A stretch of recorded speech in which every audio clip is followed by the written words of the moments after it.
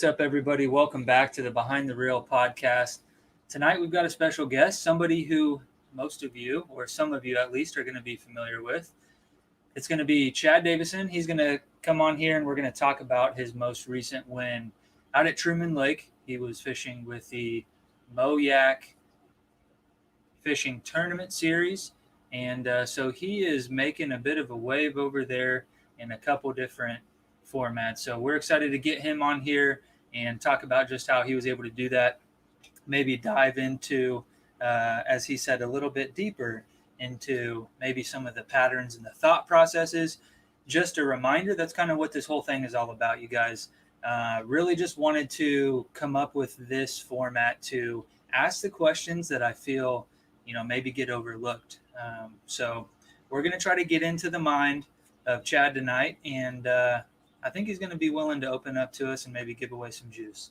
So we'll go ahead and bring him on.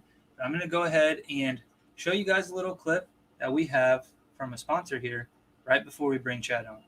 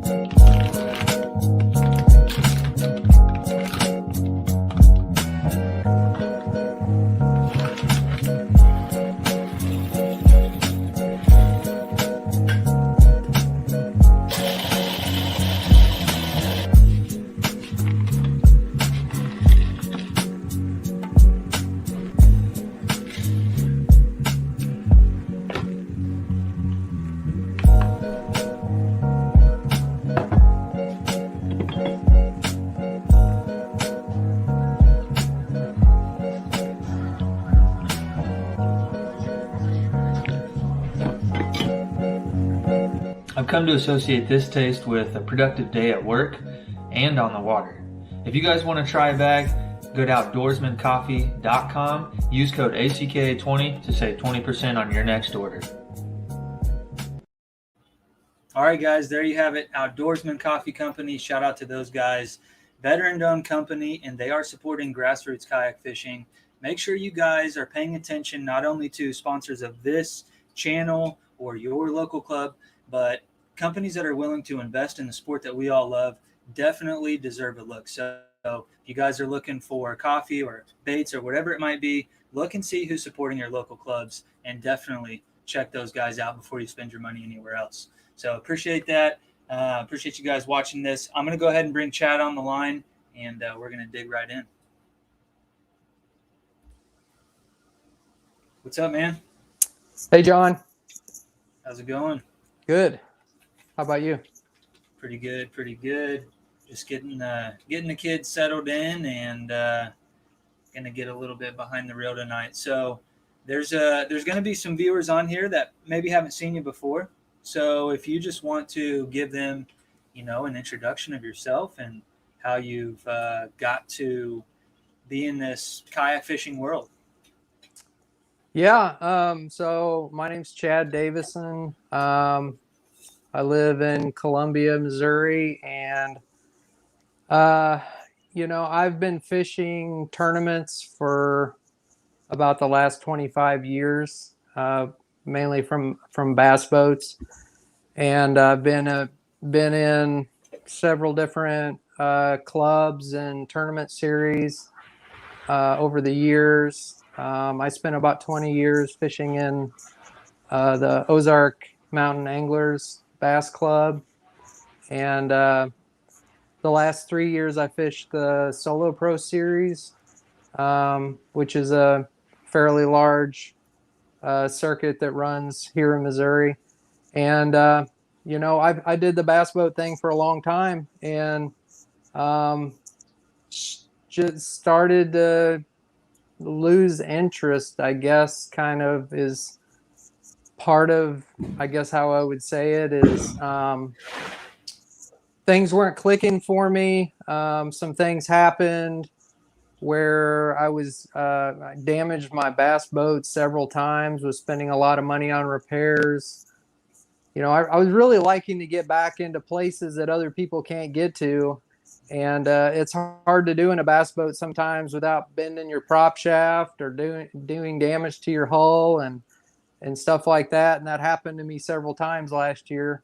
And I started to see more and more of the kayak guys around at the tournaments. And when I was there fishing, I'd see like MoYak there and all the kayaks, and it started to, pique my interest. And the more I looked into it, I don't know, it was kind of a spur of the moment decision at the end of last year. I just combination of thinking about what was going to happen to the economy and the fact that I wasn't really enjoying what I was doing anymore. And I just decided I'm going to sell my boat and I'm going to get a kayak. And that's what I did.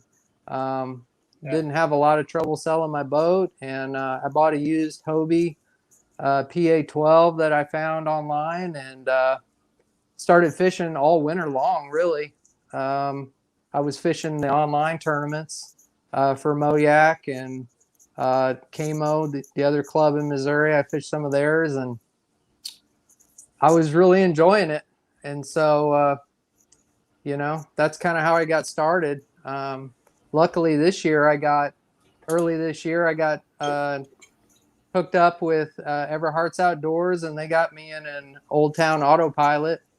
And that was a game changer for me. Because being used to fishing out of a bass boat, having the control of the trolling motor and spot lock and just the stability to be able to stand up and fish all day. That was one thing I didn't like about the Hobie. I liked most of the stuff about it, but I was having a really hard time. I actually kind of hurt my shoulder this winter, and they call it frozen shoulder, and I've been kind of nursing that all season so far, but it's getting better now. But I think from casting while I was sitting down so much, I was throwing an A-rig a lot this winter, and it really kind of screwed up my shoulder. But standing up and fishing is so much more comfortable for me. So having the Old Town and being able to stand up and fish all day and spot lock, that's been a really big game changer. But yeah, I mean, really only been fishing the live tournaments for a few months, and I haven't really missed the bass boat at all because I'm having a lot of fun and I'm having some success, and so that's kind of how I got to where I'm at. No real kayak experience, or nothing in the past that you just kind of took a big gamble on that one, huh? Yeah, I mean, it was kind of just it was really a spur of the moment, just radical decision I made to sell my boat and do the kayak thing. A lot of my bass boat friends thought I was crazy. But I'd been on some float trips, like maybe just a handful in my life. I mean, I really didn't have hardly any kayaking experience, but I mean, to me, I mean, really fishing is fishing. I mean, the kayaking certainly got some differences, but the fish are the same. I mean, that part of it translates pretty easily. So, I just feel like, I mean, I like the simplicity of the kayak. I like not having to deal with everything involved with a bass boat and the expense, of course, but, just it used to be a whole process of putting my bass boat away in the garage, and it's so much easier just to unload the kayak, or I've got a small little kayak trailer, and just I can pick it up by hand and wheel it in the garage. And I mean, I just like that part of it. And actually, it's been good for me. I think you have to downsize what you're going to take. I used to take like everything with me that I own as far as rods. I'd have 24 rods and reels in the boat, and I'd have all the compartments full of tackle, and just trying to come up with a new system to figure out what I'm going to take to tournaments, and really have a hard conversation with myself about what do I really need to take and what am I really going to use, because honestly, I probably only used 10% of what I was taking with me. So it's been a really good exercise for me to like have to figure out what do I really need to take and what what's going to sit in my garage, which is where it's at now. It's all piled up in my garage. But Heck yeah. I guess with the spot lock, it's not as big of a deal, but what I tell people a lot of the times, I think kayak fishing can be an advantage over a big boat a lot of the times because you really have, well, I think what you mentioned as far as being able to get back into some of those places, that's one, right? That's one definitely. But absolutely. another one is, I guess in my situation where I don't have spot lock, um,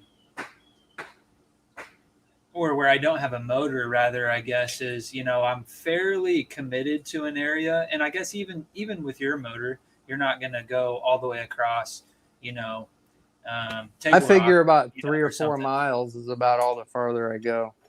But I think that sometimes that can be an advantage. I guess if you're in an unproductive area, it's a disadvantage.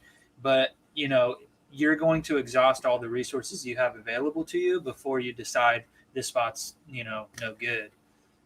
So I think that as kayak fishermen, we have to be more thorough. Do you Absolutely. notice that, like the bass boat, you just fire up the 250 and head on? And like, was that your style, or were you kind of the finesse guy pounding an area? It got to where I felt like I almost felt obligated to make long runs. That's what it seemed like most guys were doing, and you felt like you needed to check out like all these different areas, Mm-hmm. and if you weren't getting bit like in a short amount of time, got to run somewhere else. And um, yeah, I mean, I like the fact that, I mean, you do have to put your time in and make sure that you're picking. I always try to pick areas that have a lot of variety. And I mean, I know everybody's probably heard that a lot, but it's true.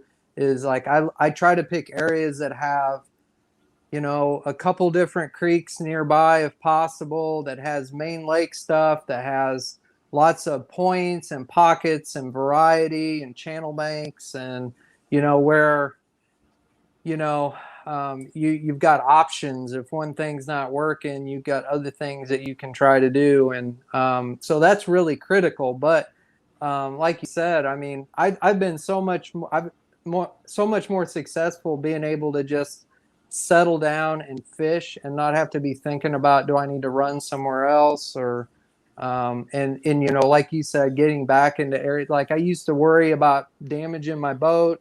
I used to burn, like, it wasn't unusual to spend $150 in boat gas, on a tournament. And I don't worry about any of that stuff anymore.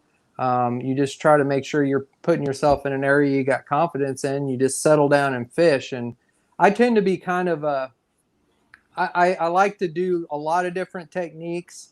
I feel pretty comfortable fishing shallow, fishing deep. I'm kind of, by my nature, a kind of a junk fisherman, and I think that suits my style. That suits well for a kayak, because you're just kind of fishing what's in front of you, because you're not able to run around. You're just kind of working your way down the bank and in a straight path, and usually your day ends up being a big circle, and you're just kind of fish whatever's in front of you, and try and find whatever fish, or what all the fish that are in the area. You're trying to catch them all. So Yeah, I was going to say we're a couple big circles. Like, for those of you that have seen my most recent Wilson video, if any of you know where I was at, you know that I was just doing circles the whole day. But actually, I think that was part of what Jay did. Jay was just revisiting those same areas that kept reloading, and I don't know if that played a part in your finish at Wilson or not, but yeah, I can relate to that comment for sure. yeah. Um, Casual bass guy here. He's asking you what your favorite lake is in Missouri. I mean, my favorite is Table Rock. It's always been my favorite. It's just a beautiful lake, and I almost always catch something there. I usually have, even if it's small fish, you usually catch a lot of fish. And I love catching the smallmouth. I think probably everybody loves catching smallmouth, and I've had a lot of success at Table Rock, but it's just, I like clear water. I mean, I enjoy doing the finesse techniques in the spring. When they're hitting that, the little 3.5 or 4 inch Kitech swim bait. I mean, you can go out and catch like 50 fish in a day easy and just catch some really good ones. And it's so much fun catching them on the light line. And I mean, that's one of my favorite ways to catch them there. But um, Nice. there's so many good lakes in Missouri. We're really fortunate to have so much variety here that, I mean, even though Table Rock, I would call it my favorite. I mean, there's a lot of lakes I really enjoy fishing here in Missouri.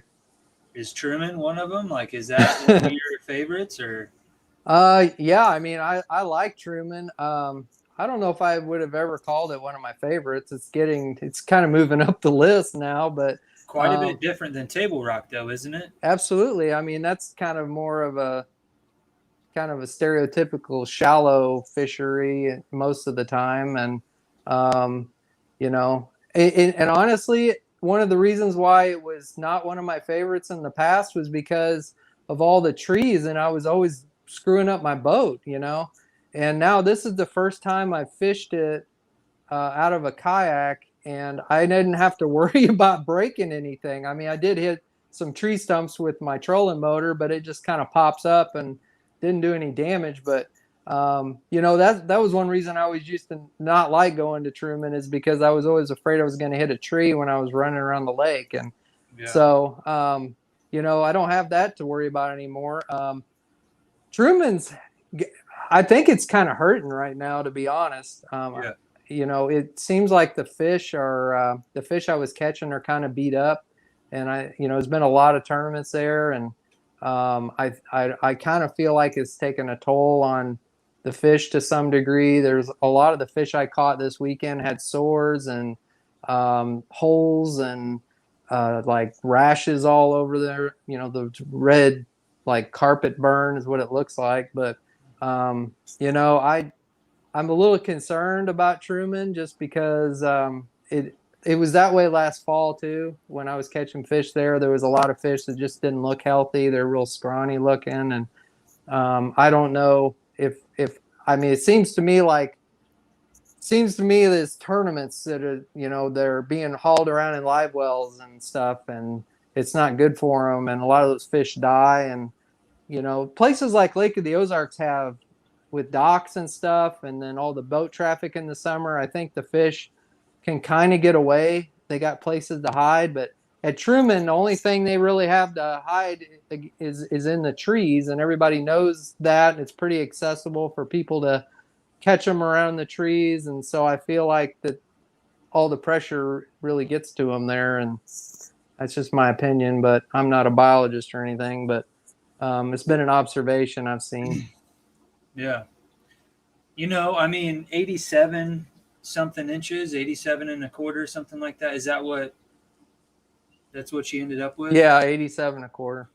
And for that lake, I mean, what did you expect going into it? Did you think it would be Well, in the 90s, or did you kind of think it was going to be in that range? well, I Or did mean, you ever put any thought Jim into it? Harding caught the 100 inches or over 100. I don't remember exactly, but I know it was around 100 inches last year for this tournament. And I think, you know, there was some expectations there that, you know, that That was going to maybe happen that was again. going to happen again. But I'd been listening to, um, you know, there was a BFL tournament there a couple weeks before ours, and it was like, I think 14 pounds won that with like 180 boats, you know. And I mean, it was like really low weights, and of course the Wow. water was, it was a lot higher then. Hmm. And that could be some factor about what's going on with the fish, is that it's, the water levels have been changing drastically and stuff. But um, you know, I kind of came into it expecting that it was going to be tough. Hmm. And there was a Josh put a survey on MoYak about what it was going to take to win the tournament, and you know, the weights were all over the place, but it did seem like a lot of people were saying that the weight was going to be lower this year than it was last year, and some people were, you know, putting in the 80s, and so I don't think it was a big surprise to a lot of people. But um, you know, I honestly had a really bad practice on my first day. I got there on Thursday, and I got there right when a big storm was hitting. There was like streak lightning and all that stuff. So I just kind of hung out in my truck for a while before I put on, and there was a lot of loud thunder. And so when I put on the water, and I fished the lower lake, and I put in at one of the ramps on the lower lake, and I was I was kind of thinking that maybe the thunder and lightning might, I've heard a lot of times that'll kind of shut the fish down for a while. I don't know if that was the reason, but I had a really poor day. I fished some spots that I've historically caught fish this time of the year, and I was trying to catch fish suspended in the trees to some, with the big worms and stuff. That's something I always like to do at Truman, where you pitch a big worm to a tree that might be in 25 or 30 foot of water, but they'll bite it 5 or 6 foot down when it's falling through the tree limbs, and the water is kind of dirty for that. And so I wasn't real surprised that it wasn't working. But anyway, I tried several different things. Didn't have a lot of luck. And man, there was them little bait fish. They're like, honestly, I don't know if they're shad or what. They're everywhere. They're like from the bank all the way like a mile across the lake. They'd be from one side to the other, and fish were busting them. And I caught some of the fish that were chasing them, on a square bill, and I caught some white bass, and I caught some small bass, and I think there was probably a variety of fish that were chasing all those little shad. But I kind of wrote that off as a strategy because they were just everywhere, and it's kind of hard to compete with that much bait. But so anyway, my first day of practice was not very good, and I was kind of bummed out on Thursday night. My expectations weren't very high for the tournament. But anyway, I went to a different area on Friday, and it ended up being the area I fished for the tournament. And I had a lot better day on Friday. I caught, I think, probably 6 or 7 keepers, and I kind of had an idea. Kind of got, I caught some on the square bill, and I had caught a couple on top water, and so I started to get a feel for what the fish were maybe gonna bite for the tournament. And but when you're practicing, and this is, I mean, it sounds kind of obvious, but I've seen it, I've done it, and I've seen people screw this up so many times, where they go into an area in practice and they just go and they start catching fish, and they, very, very likely those fish are not going to bite again in the tournament. If they've been hooked and dragged in the boat, they might, but it's not very good odds. And I've done it, but I don't do it anymore. If I catch a fish in an area, and it's a decent fish, I mean, I see a whole bunch of good looking stuff ahead, I don't fish any of it. I leave it completely alone, and I'll just motor somewhere else. I'll just go around it, go past it, and then I save that. And then and then I get to another spot that looks good, like maybe a quarter mile or a half a mile away, or go to a different cove or creek. And in practice, you're trying to experiment, and if you start catching them one way, then a lot of times I'll just quit doing that, knowing that's going to work, and I'll try to figure out if I can catch them doing something else, and try and rule out stuff that maybe I don't want to do in the tournament, and see if something else will work, and maybe try and catch them as many different ways as I can, or start trying different baits. Like during the tournament, I used probably, I think, six different topwater baits, and I was just trying to figure out, well, for one thing, conditions would change a little bit, but also just sometimes I'll bite one better than another.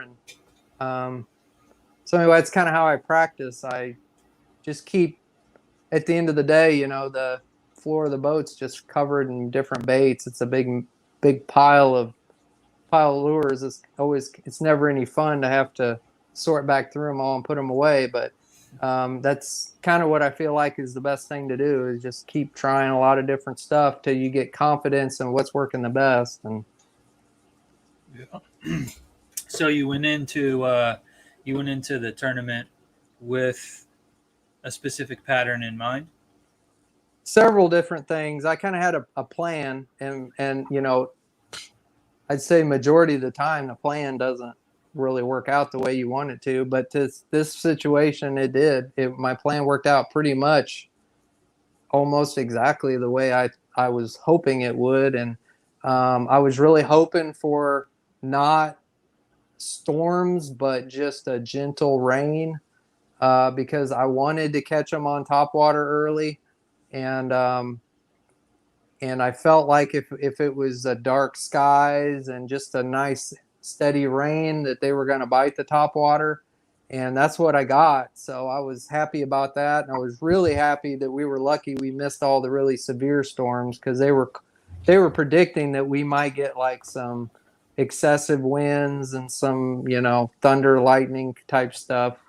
But anyway, it was like a nice calm rain, and I started off throwing a Chapo, and which is a real kind of obnoxious, loud plopping bait, and but you know, it was raining a little bit heavier, and so there was a lot of surface disturbance. So I was thinking that I wanted something that was going to attract a little bit more attention, and I did hook almost right away. I hooked up on a good fish. I think it was about a 17 or maybe even an 18 incher, and I had it right up to the net, and I don't know, I probably got a little bit excited trying to pull it into the net, but anyway, it pulled off right before I got it to the net. And so, you know, that's not how you want to start your tournament. But I just kind of, I shook it off, and I ended up catching, I think about three of them on the Chapo, and one of them was a 17 and a half maybe, and a couple were smaller ones. But you know, the rain kind of let up, and it was really slick, calm, and so all that surface disturbance was gone. And so I kind of switched to a walking bait. I tried a spook, or you know, one knocker spook, and but it seemed a little bit too loud, and so I went to a more subtle. I had a little small. It's called a Lucky Craft Gunfish, and it's the small one, and it's a lot more subtle. And I had a couple bites on it, but they were not really eating it good. So then I put on the small, I think it's a 90 size Whopper Plopper, and it's a real small one, and it's got a real subtle plopping sound. And that's I was going back over. I had one area where I started, and I went back over it a second time with that small Whopper Plopper, and then I am catching three more keepers on that, and they were just coming up behind it and just kind of slurping it, and you wouldn't even think it was a good fish, and then it would end up being like a keeper, and you know, 16 incher or something. I had several of those. So by like 7:30, 7:45, somewhere in there, I had my limit, and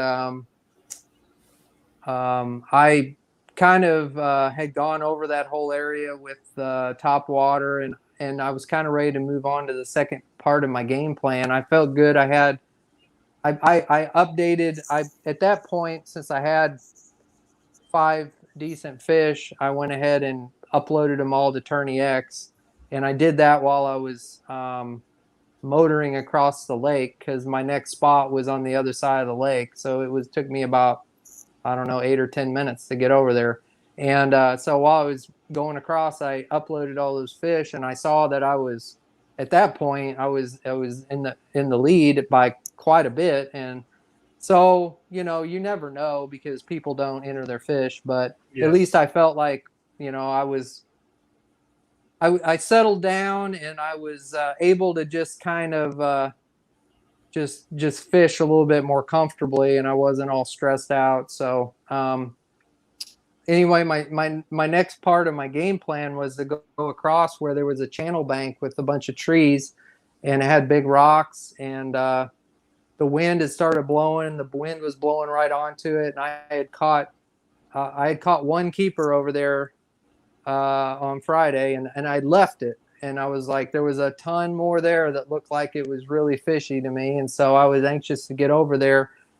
There ended up being like 5 or 6 other people from our tournament in that area. And I hadn't paid very close attention, but as I soon found out that several of those guys were ahead of me, kind of on that bank in the same direction I was going. So I think they had, honestly, I don't know if they fished it, but they had went by it. And but anyway, I just started fishing, and I caught another keeper right away on the square bill, and it was a pretty good call, and so that that was kind of nice, and it got me confidence in that the square bill was going to work, and so I just started working down that bank, but it was like the wind was blowing pretty hard, and I think a lot of those guys that were ahead of me might have either fished really fast through there or maybe not even fished it at all, because it seemed like some of them were kind of looking for protected areas to get out of the wind. And so I was able to, I would basically just spot lock in like 5 foot of water, and I could just kind of fan cast around, and I was trying to bump the square bill off of big rocks and tree stumps, and I could just sit there and make multiple casts till I was confident that it was time to move, and then I would just move ahead like 10 or 15 feet and spot lock again, and just kind of do the same thing and slowly work my way down the bank and pick it apart. And I did that for a while until I got to, there was like a main lake point that I got to, and I just spot locked there. And after I'd thrown the square bill around it, I picked up a Magnum trick worm that I had rigged on an Omega Custom Tackle. They've got a Magnum shaky head, and in our pre-tournament meeting, they had one of the local tournament guys, David McCormick. He gave us a kind of a summary of what was going on and what was working for him on the lake. And one of the things he had talked about was the mag trick worm, and I had gotten a few bites on it on Friday. So anyway, I decided to try that, and I threw it up next to the tree right on that point. It was in like 6 foot of water, and I never felt anything. I just started kind of pulling, and it was heavy, and so I just kind of leaned into it. It ended up being my biggest fish, which was like a 19 and a quarter. And I felt like at that point I was like, man, I'm going to throw this mag trick worm like the rest of the day. And would you say you threw it on a shaky head, or? Yeah, it was on a Magnum shaky head. Got the big hook on it, and yeah, it was hooked really good, right in the top of the mouth. When those fish, it came up and jumped right away and completely came out of the water, and your heart just kind of stops when you see that. But luckily, he was hooked really good, and I got it in the net, and I fished around that. There was a little pocket, and I fished that point, and there was another point on the other side. I ended up catching a couple more fish. One of them was a keeper on the other side, but at that point, that fish didn't help me. But I stuck with the mag trick worm quite a bit for probably the next hour, hour and a half, and I would kind of fish a little bit faster in between what seemed like key zones, and I'd throw the square bill. And then I get up to like a point where I felt like it was a high percentage area, and I would stop and I really fished the mag trick worm. But honestly, it wasn't working very good at that point. I fished, I think, probably close to an hour and a half or so, and I didn't have any fish at all. So it kind of slowed off for me.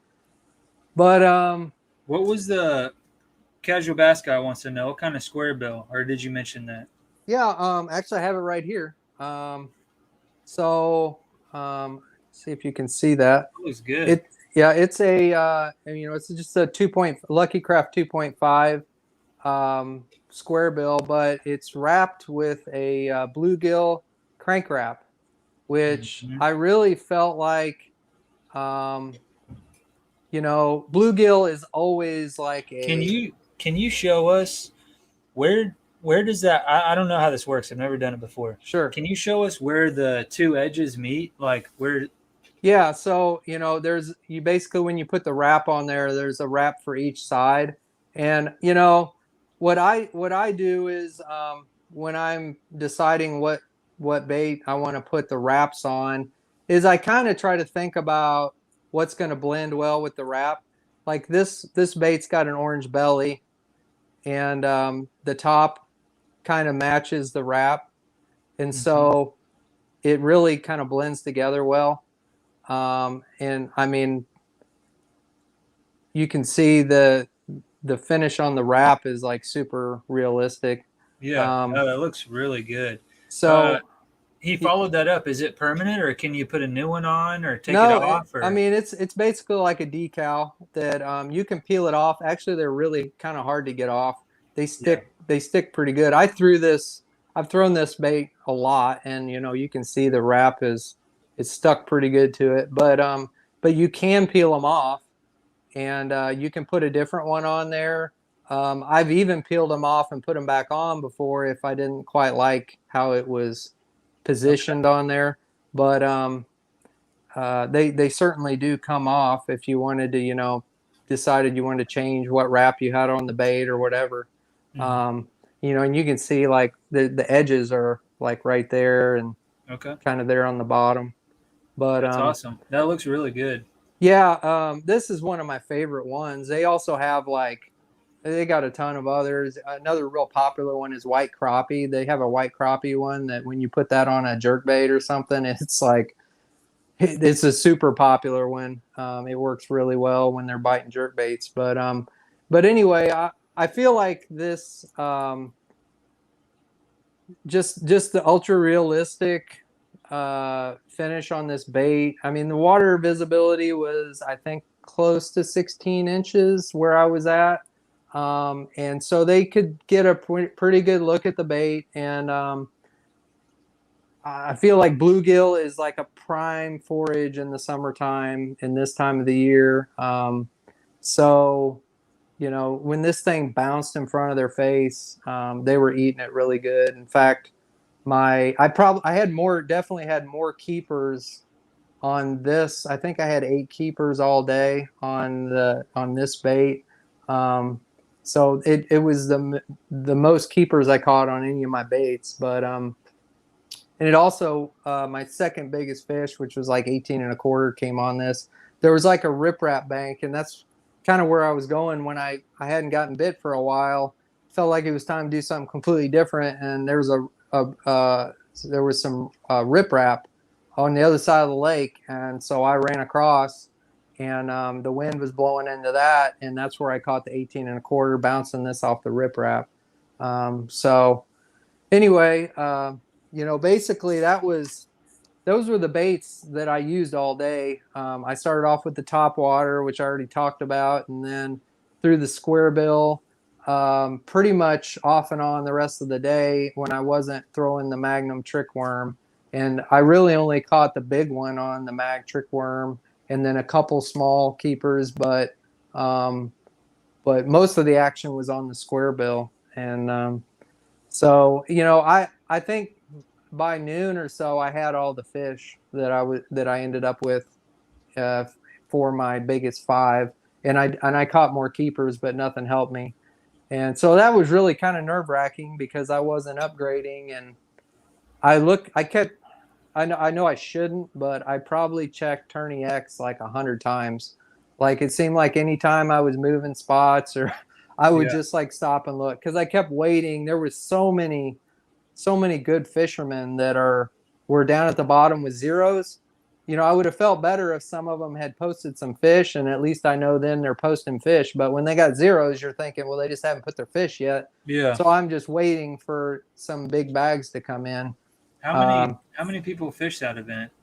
there was 82, Wow. and yeah, and gosh, I could go right down the list of names. I mean, a lot of guys that are well known, fished national tournaments, and the guy who got second, Dorman Huey. I think a lot of people probably know him. He's like always right there at the top. He's won Angler of the Year multiple times, and he ended up, with 86. which that didn't come in till like real close to the very end, and it about made my heart stop when I saw it. But he told me at the weigh-in he lost a couple big ones that would have put him over 90 inches. So it kind of, I guess it kind of worked out in my favor there. I dodged a bullet, but He's been on them way before I was ever in the kayak world. But I remember when I was introduced to MoYak, he's still doing the same thing back then that he's doing now. yeah, I mean, Oh, we lost him. I wonder if he had his phone die or something there. That was a pretty abrupt end to the conversation here. So we might just give him a few minutes and have him jump back on if that's what the situation was. But hopefully you guys are enjoying this conversation so far. Chad seems to be somebody who really thinks about these sort of things a lot more than some of the people that I've talked to, right? So I'm trying to get some of these behind the reel, right? Something that, maybe you can't necessarily even put into words, but, why are you in this spot? What put you there? And then when you're getting this situation, why did you make the decisions that you made? So I think that a lot of the times what makes your day so successful is that you made a lot of really good decisions, and they could be very small decisions at the time, but you build off of those throughout the day. A lot of the reasons you're going to be making these good decisions, at least if you're doing it consistently, is knowledge, wisdom, right? You've been doing this for enough time. You start to build a formula inside of your own head, whether you even realize it or not. You have this formula. It's like playing blackjack. When this happens, the book says to do this. And if everything shakes out the way it should, or, if odds are in my favor, then this will happen, right? And that's kind of what fishing is to me. You're never guaranteed anything. At any given day you could blank, but if you just make the best decisions possible and you base that off of all of the information that is available to you, then maybe you could win, right? I mean, it's kind of crazy because, a guy that's brand new to this could stumble upon a win, right? But for somebody to do it consistently, like Chad, right? I mean, he took second place out at Wilson, a place he's never been. He was able to pre-fish, for a day or two, I believe, but a place that he had never been before in a completely different state. He can go out of town and he can use the information that he's been able to gather throughout, all of these years of fishing out of a big boat. Sure, that's different. But if you can put all those things together, if you can put that equation together, then man, this could happen. And I think that he's on a hot streak right now. I think that there's no coincidence that he did so well at Wilson and that he did so well at Truman. So I'm excited to see what he does in the future. Casual Bass Guy says he loves how detailed he's been. I'm not interrupting the guy because he's going, right, and he's kind of coming up with kind of the same format as I'm trying to unveil here. So he's been a really good guest for sure, both times that we've had him on the show. Make the next right choice. Good life advice. I think that, yeah, I mean, that's good advice in life as well, but that's all we can do. That's all we can do is we can just use the information that we have. And sometimes it's not a lot, but the information, maybe I'm not getting any bites here, so move on. Right. Sometimes we're stubborn and sometimes we want to stay in that area because, we have caught fish there in the past or whatever. And then sometimes it could be the exact opposite. So really making these good decisions are going to be based off of experience, ultimately. Casual Bass Guy says it's easy to see how obsessed he is with it. And I've got Chad messaging me here. Says, not sure what happened. Says I am backstage right now. Okay, let me see if I can get him back on the line. I'll be right back, guys. Give me 1 minute.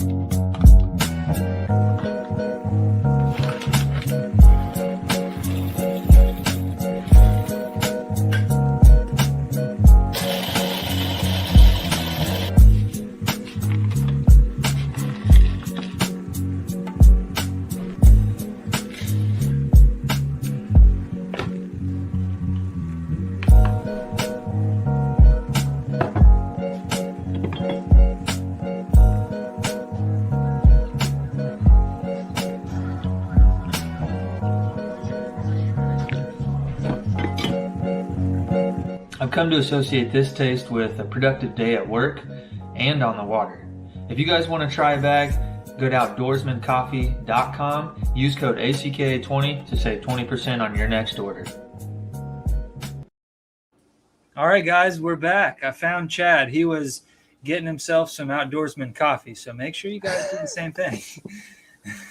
Yeah, man. One minute you're there, next minute you're gone. I don't know what happened. Okay.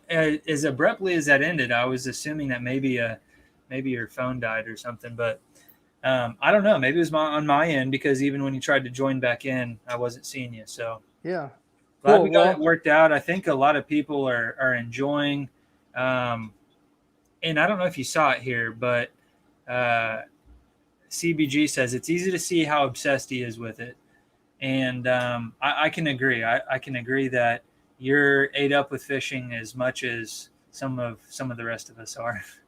Yeah, and my wife would agree with that too. But yeah, I'm too. Like, she's inside, and I'm out here talking to a bunch of dudes about fishing. So I definitely have like a little bit of a OCD, obsessive type personality, and like the week before a tournament, I'm just everything you can imagine. I'm researching anything I can find. It's all I can think about. It's like pretty distracting.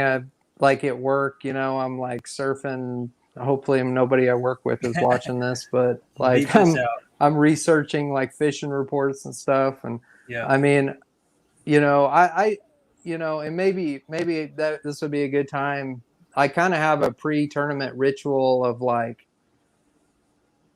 in Missouri, I feel like we're really lucky to have the Missouri Water Patrol regattas, because I've noticed when you go to other states and they don't always have that. And it's such a useful tool to go and look at the regatta permits for the lake that you're fishing for the time you're going to be there, and see what other tournaments are there, and I look and see what tournaments have been there, what tournaments are there, and figure out where I expect the boats are going to be at. If there's a particular ramp I'm thinking about using, I don't want to show up the morning of the tournament and there's like 100 boats there putting in or something. But also just so like what areas have been pressured. And I try to, sometimes I even get a map and I do like little, I mark on there where all the tournaments are at, so I can try and look for areas that I think maybe you're going to get less pressure, and try and, it's such a huge factor. Tournament pressure is like a huge factor. So I try to look for areas that are getting less pressure, but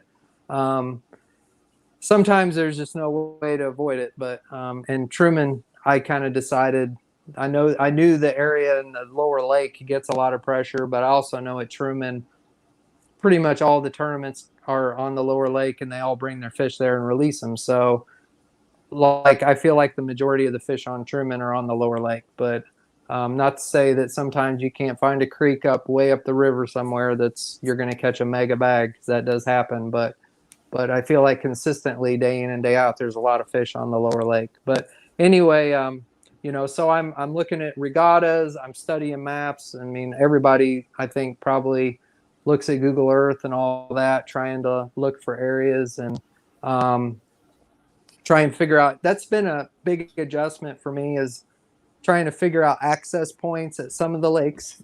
Excuse me, Truman isn't as big of a problem as some of them, but like Lake of the Ozarks, I mean, trying to figure out where to put in at Lake of the Ozarks is really tricky sometimes. But so you're trying to figure all that out. I'm trying to look at past tournament results, and I'm even go back, looking at YouTube and looking at doing internet searches for. It may not be this year. It may have been 5 years ago. But if it's the same time of the year, or it seems like similar conditions, and I'm just looking at all that stuff. So I mean, that's just I'm kind of trying to devour any kind of information I can find, and sometimes it's productive. Sometimes you do all that stuff, and then you get to the lake, and it's completely different than what you imagined it would be, and you end up finding something that you never even would have thought you'd be doing. But at least, I mean, that's just something I do because like you said, I am obsessed with it. And before the tournaments, that's all I can think about. So I'm just trying to find anything I can. Heck yeah, man. So is that are you studying? Are you doing anything differently now that you're in the kayak versus when you were in the bass boat, as far as planning ahead and free fishing and stuff? I don't really feel like I am, as far as my preparation. I feel like I prepared the same, other than, I mean, I may be, fishing out of a bass boat, you're looking at spots more than you're looking at areas sometimes. Whereas in the kayak, I'm certainly, it's happened to me multiple times already. There's like spots that I would absolutely love to fish, but I'm just not going to go there because it's too small of an area to fit to like be committed to that for the tournament. Yeah. So Like I one just specific point that doesn't really have anything else around it, exactly free to explore. there's like, oh, I would love to go fish that one bank, Yeah. but it's like there's nothing else around it that I really want to fish. So I just kind of have to put that out of my mind and try to focus on finding a big area that has got access. That it's kind of like an equation. You look at, do I feel like there's going to be a lot of people there? Do I have access? Does it give me all the different options that I want to, so that I have a plan A, B, and C all in one area. What is I've got sorry, I'm gonna interrupt you. Sure. What is one decision that you can look back on at the Truman event, that you could maybe give credit to? That one decision. And I understand, like I mentioned when you were gone, I think that a win probably comes back on several different decisions you made out through the day. But what's one decision that stuck with you after the fact that you think, if I wouldn't have done this, then things would have turned out differently?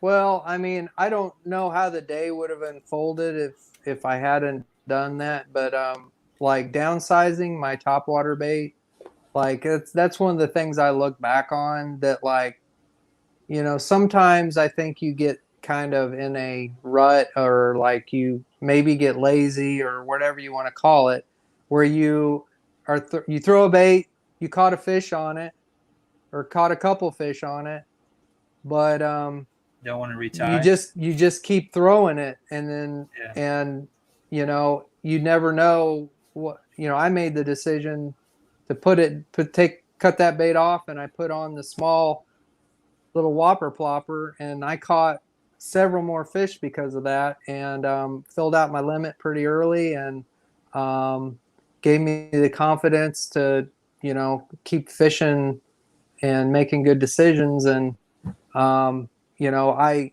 just I feel like that was something that some people wouldn't have done. They Yeah. probably would have just stuck with the one bait and kept going. But the conditions changed a little bit, and I felt like you got to keep adjusting. You can't just get comfortable throwing the same bait. You got to keep thinking about, because things change all day long. The conditions keep changing. The sun will get higher, or it'll get cloudy, or the wind will blow, or this bank will have a lot less wind on it. So you need to do something different. And you just have to continually be adjusting to what the conditions are at that moment.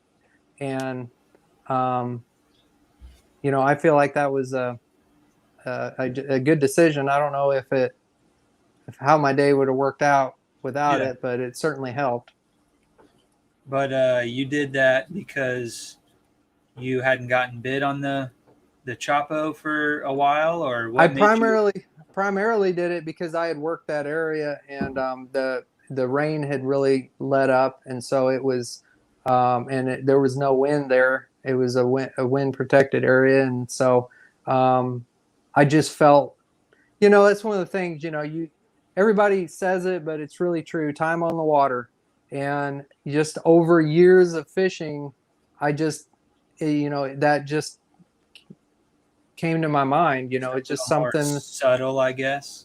It was just that it didn't feel right. It didn't feel right anymore throwing that bait because it was too loud, and I Yeah. felt like I needed something subtle, and it was just a gut instinct that I think just came with years of fishing. And it just, you get, the more time you spend on the water, you just feel things. You just feel like, I need to do something different, or I feel like this should work. And there's like, it's never like, it's nothing you can find in a textbook. It's never the same. It's just something you have to feel, like an instinct. And the only way you can develop that is to just be put in different situations and spend a lot of time on the water, and you'll just gradually just kind of build up this library of situations in your brain that you'll just feel it. You'll just feel like it's time to make this change. And that's kind of what happened to me. I kind of described it as blackjack. So you've got a book that tells you, when the dealer has this and you have this, you do this, and here's what should happen. It's not guaranteed, Right. but here's like a formula. And if there's wind and there's grass and there's, sun, then throw the crankbait, or the chatterbait or whatever. And like you say, the wind died off. You made that adjustment, and all the other guys, I may not have made that adjustment, and maybe it didn't turn the day. It didn't change the results at all. But those are the things that I think really stand out, and you can't teach that. But it's cool to hear how other people kind of interpret that information. Yeah. And I mean, and something else I just want to say. I mean, I know that, especially since I've gotten involved in the kayak world, I mean, it seems like there's maybe like a higher percentage of people that are like just getting into fishing, and they're more beginners in the kayak world. And I mean, I imagine that it's like super frustrating. I know it is because I've been there. um, I fished in the one club, the Ozark Mountain Anglers, that I fished that club for like 20 years. And I fished it for 10 years. 10 years, I never missed a tournament, fished all year, every year, and had never won a tournament in 10 years before I finally won my first tournament. And I ended up eventually, I've won Angler of the Year in that club 6 times. But I had never even won a tournament in the first 10 years. So Right. fishing is very, very hard. I mean, it is like, it's a huge math problem that's got more variables than you could even try to figure out. And Yeah. I mean, you'll have great days and you'll think you have it all figured out, but then the next time you'll blank. And it's like, it's super hard. And so I just want to encourage people that are out there watching that are beginners, because I think there's quite a few out there, that you just got to keep plugging away, and you got to enjoy the successes that you do have, and know that if you just keep doing it and you just keep putting effort into it, and keep studying, and more than anything just keep spending time on the water, you'll just start to develop those instincts to make decisions. But it takes a long time, and so you got to be, I think fishermen are probably some of the most hard-headed people out there, because you got to keep going back even when you have terrible days. And Yeah. um you know it's Pretty you know passionate group of people. for sure. I mean, you just got to love being out there, and I think that's why we're all out there. Is like, I like fishing even if I'm not catching anything. I still, you know I mean, I might not get a bite for 2 hours, but and it might be frustrating, but in all reality, most of the time I'm still enjoying just being out there. And I think that's why we all do it. Yeah, and I can second that. It took me 6 years to win a trophy, and you guys just saw that happen like a week or two ago. So it took me that long to win my first tournament. So, um, yeah, I think that we are pretty hard headed. I think that you see people come and go, but the guys that stick with it are the guys that tend to be really successful. Like you say, you've been doing this for what, 20 years or whatever, Hmm. now. Um, and you don't have it all figured out by any means. No, I mean, I'm on a good roll right now, and I feel like, I mean, it's a little bit uh, it's the attention is a little uncomfortable. Some of the attention I've got, just because, I mean, I feel like there's such a thing as beginner luck, and I'm not a beginner, but I am a No. beginner kayak fisherman, and I've had it happen to me in golf. I've had it happen in a lot of different things. When you don't do something for a long time, and then you do something, you kind of start something new. It seems like you sometimes you do really good for a while, and then I kind of feel like, I don't know if it's just like kayak beginner luck, but I'm on a good, um, kind of a good run right now, with getting some checks and having a good finish at Wilson and winning this tournament. But I'm not under any um, like false perception that this is going to continue like this, because I'm just waiting. I told you earlier, I'm kind of waiting for the wheels to fall off.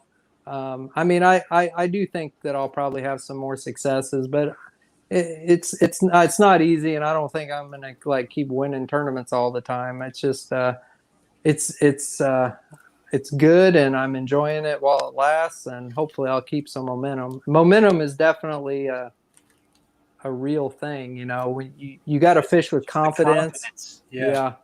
And when you have some success, that breeds more confidence, and then you have more success. And I think that's where the momentum comes in. And so, yeah, I mean, I'm fishing confident, and I've got some momentum now. So hopefully I can ride it for a while. But, um, Some, it doesn't always happen. Something I would like to mention too, the momentum thing, and maybe keeping your confidence for those like beginner guys, right?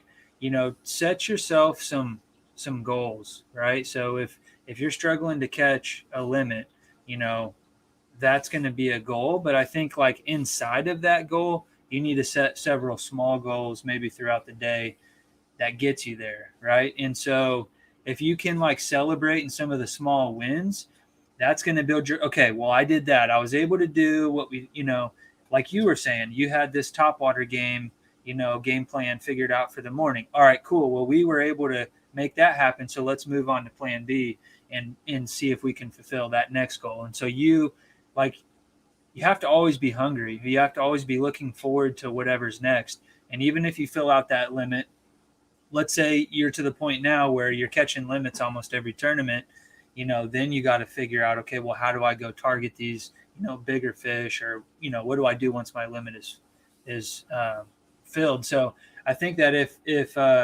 you newer guys out there are looking for some advice on how to stay like positive on the water, how to stay motivated, you're going to have to set those little goals along the way.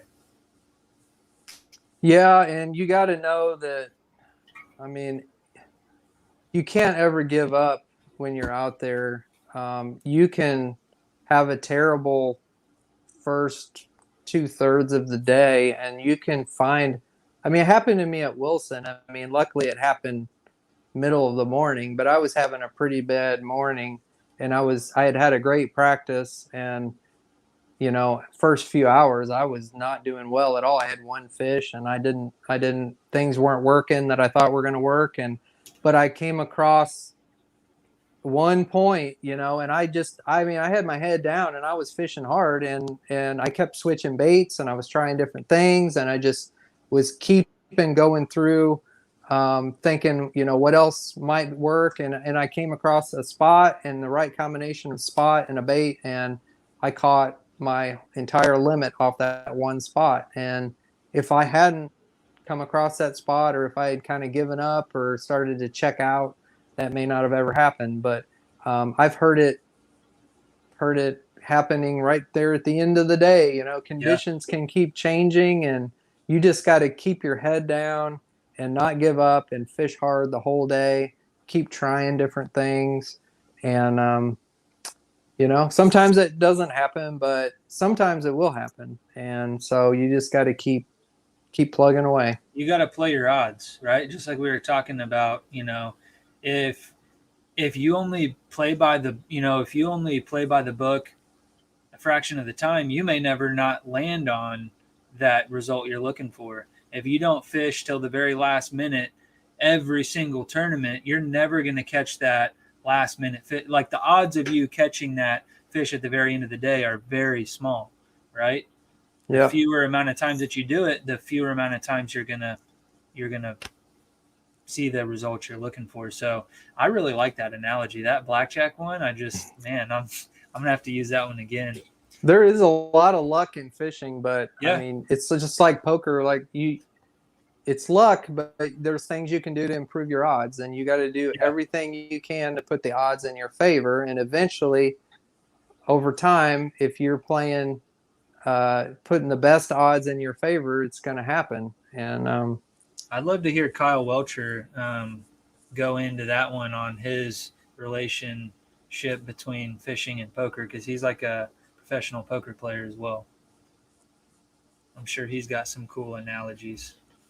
Yeah, there's definite similarities, except the cards don't really have a mind of their own. Sometimes the fish just decide they're going to do what they want to do, and you can't figure out why. But yeah, that adds a whole nother aspect. Hey, I want to know, I know we're probably going over our time here, but I want to know real quick, did you have a tournament in between Wilson and Truman? Man, I don't think I did. Did you get out and fish? Oh yeah, I mean, I've been fishing the onlines, which I'm kind of just donating money to. Brendan Banks and Dorman Huey. I mean, it's the same people every month, but I've been doing it. I don't know if I'm going to keep doing it or not, but I do. It's been a good opportunity to get out and fish some of these small lakes that I don't normally fish, and I haven't fished for many years because I've just been focused on the big lakes. And I do like getting out and fishing some of the small bodies of water. And I've done okay, but I'm usually like right there outside the check range, it seems like. But yeah, I mean, I fish. I mean, I think I probably fished more since I've started fishing out of a kayak. I definitely have. I've fished more than I ever have fished. I'm fishing the river series. I've started doing that. We have a tournament. Actually, I'm going Friday, going down to check out a river with my partner. Though I'm not a river guy, but I'm going to start to learn. And neither one of us has been to this river, and we're going to go check it out because we're looking for somewhere for the River Series event that's coming up when I get back from La Crosse. So I've got La Crosse next week, going up there. Never been up there. Don't know what to expect as far as there's 3 big pools that we're fishing, and I've never I know it's a lot of frog fishing, which isn't been something I have a ton of experience with. I mean, I kind of know how it works, but I haven't done it a lot. And so anyway, I got that, and you know, just I feel like um, there's just always something. I can't. It doesn't seem like I quite have enough time to prepare for all of them, but you just keep moving ahead, and um, so yeah, doing the river thing Friday, and then of course Fourth of July weekend, I'm probably going to be trying to work on getting ready for to go up to La Crosse, and then get back from there, and then we have a river series event, and I don't even know what's after that. You can only look so many tournaments ahead, but So do you feel like you got some momentum from the Wilson event? Do you think that oh, played a factor absolutely, at all? yeah. I mean, for sure, I was more confident going into Truman. I mean that really. I mean, I've been lucky. I think I've gotten like 5 checks in a row now, but I did get a check at Table Rock and got a check at Lake of the Ozarks, which that was a double one because the All American and the MoYak were there simultaneously, and so I cashed in both of those, and then to go to Wilson and get second, the momentum just kept building, and it's really given me confidence. I came into the kayak world not having any expectation on how I would do, and just really just set my sights on trying to finish in the top 10 for the year, and that was just kind of one of my goals coming in. But it just gave me some confidence that I can compete and hold my own. And so going to Truman, I feel like when I started to figure some things out, I was wanting to win. That was in my mind. I'm like, I Yeah. want to try and win this tournament, and I don't know if I would have been thinking that way if I hadn't done so well at Wilson. But Yeah. Heck yeah, man.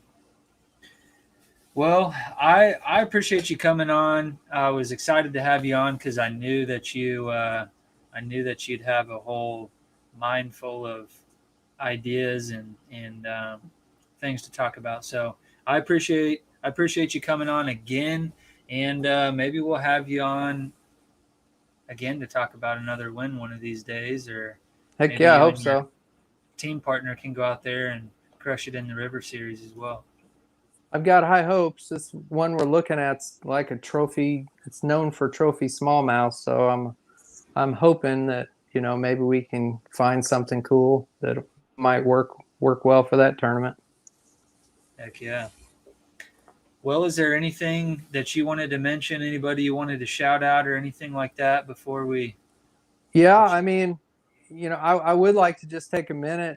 I'm working with some great companies that some of them were while I was fishing out of a bass boat, and some of them have been since I started kayak fishing. But they've been huge supporters of mine, and I would like to thank them. Everhart's Outdoors is not only a supporter for me, but they've been a huge supporter for the kayak community, for the All American Kayak Series, and MoYak. They're a title sponsor, and they're so generous. And those people that work there, they fish and they know how to fish. And you can go in there, and whether you're looking at kayaks or you're buying new rods and reels or fishing tackle or whatever, they know their stuff, and just good, down to earth people. So I really appreciate them.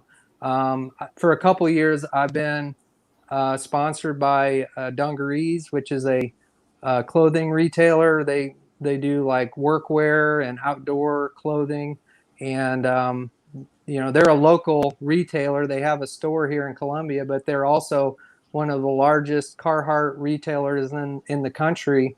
They have a website, dungarees.com, and they have Carhartt, Yeti, um, Dry Shod, Timberland Pro, all the major brands, Ariat, Merrell shoes, and they actually gave me a promo code to give out.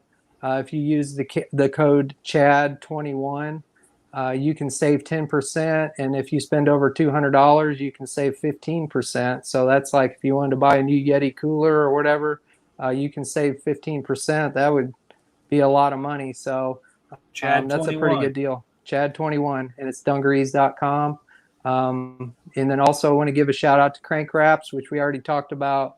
You know, that square bill I was throwing, they got some really cool wraps for lots of different baits, jerk baits, square bills, and deep diving crankbaits and swim baits. You know, we were talking about the swim bait wraps earlier. So Yep. you can check them out at crankwraps.com. And then Omega Custom Tackle. I've been with them for several years. They've got awesome jigs, and actually Everhart's just started carrying some of their jigs and buzz baits, and they're going to get more. They got spinner baits, chatter baits, shaky heads. That Magnum shaky head is awesome. So check out OmegaCustomTackle.com. They've got some really cool baits. And anyway, I appreciate you letting me give a shout out to everybody, and I want to thank you because you know, you've had me on a couple times, and I was kind of a podcast newbie, man. So you kind of broke me in on how to do this thing, but I You're a appreciate it, and natural. it's been fun. Yeah, no, it's been fun having you on, and looking forward to, you know, maybe covering more of the MoYak events and stuff like that too. So we're trying to grow the channel, and my initial thought was to kind of start out in the Kansas area, and you know, kind of a natural thing to just kind of branch out to, you know, Missouri and stuff. There's a lot of activity over there, and you guys are doing really cool things with the sport. And just to go back to the sponsors, the shout outs there, you know, that's why I'm dropping the little you know, cheesy infomercial that I made for Outdoorsman Coffee Company, because it you know, it's things like that that I think keep people involved in the sport. You know, the prizes and stuff. Like, we would do it whether or not we get those things, but I think that um, there's just a lot of really good feedback around. You know, hey, I went to this tournament, I didn't do well, but I got this cool thing that I'm going to use, and then maybe I'll go catch a fish on it or whatever. Like, I see a lot of people, like newer people especially, that they'll leave a tournament with, you know, maybe they're down in the dumps, but now they got this, you know, cool new rod or whatever it might be. So um, Absolutely. companies that are supporting our sport, we really need to show up and show them some support right back. So I'm down for that. Yep. But Everhart's gave out some really awesome stuff at the last MoYak event. I mean, they had gift bags, and they had like $50 gift cards. I saw several people, you know, that they didn't get a check, but they got a $50 gift card, which is basically getting your entry fee back. And they went yeah, and bought a bunch of tackle and stuff. That's pretty cool. MoYak, I remember from even back in the day, they always had really good prizes. For So, sure. but anyways, I appreciate you joining. I'm gonna go ahead and sign off. Oh, MoYak Team River Bald Knobbers. Oh, I forgot. Josh is your partner. Yeah. Yeah. He came up with some crazy name that he put a lot of thought into it. Yep. We're the That's ball a knobbers. So, that's a Branson reference, isn't it? yep. Yeah. He even sent me like a link with all the information about the history of it and everything. And it actually is pretty fitting. Um, but, yeah, so I'm pretty excited to be fishing with Josh because I know he's a stick on the rivers. So, Heck yeah. Heck yeah, man. All right. Well, you have yourself a good one, and we'll be seeing you again real soon. all right, great. Thank you very much. All right. Have a good one.